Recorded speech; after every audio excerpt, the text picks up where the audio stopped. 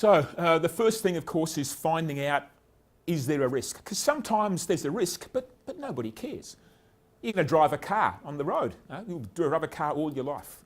I can guarantee today there are going to be dozens of accidents and many deaths, but you and I will drive a car anyway. So if the risk is unimportant, if the risk is something we're willing to wear, then we're not going to waste any more time on minimising that risk, because it's pointless. We're willing to accept the chance that we might die for the benefit of having a vehicle to drive around, knowing that the odds may come against us one day.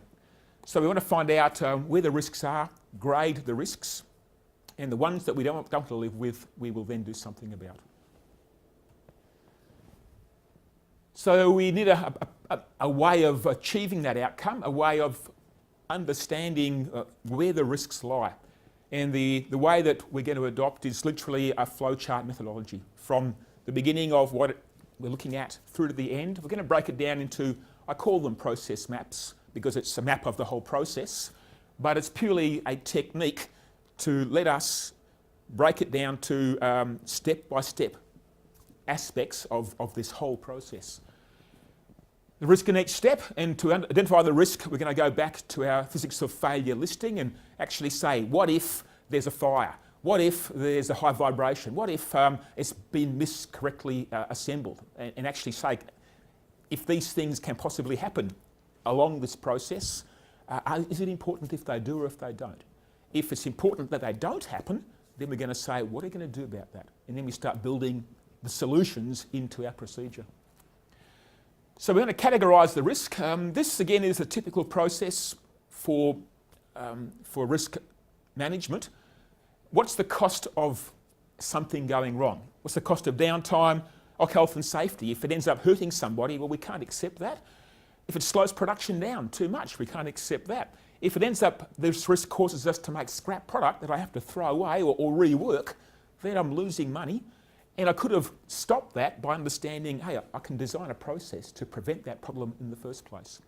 So we want to understand what the impact of that risk is. If the impact is acceptable, we live with it. If it's unacceptable, we do something about it. So from all that, we come down to working out what's the cost of living with this risk. And if the cost is $10 million and we can't afford to have that risk happen, then we build solutions to prevent it in the first place.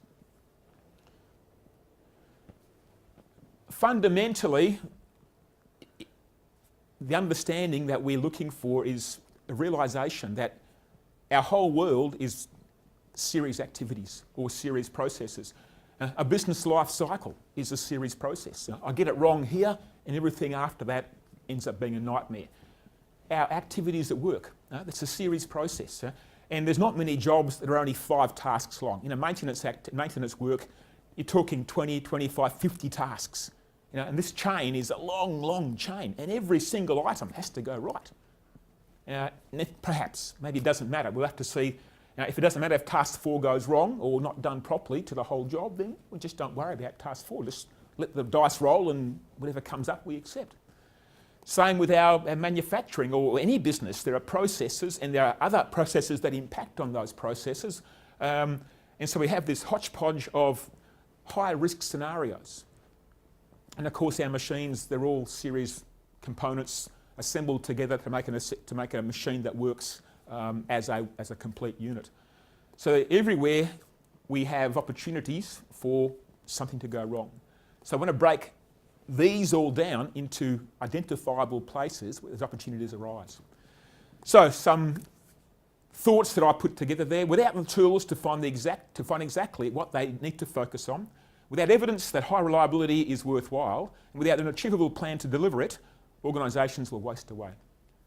So if we want to have an organisation that is robust, that is looking to change, that is looking forward to change in a better way, then understanding what prevents them from doing it becomes important. And then those things that stop the company from moving forward, we have to proactively address those.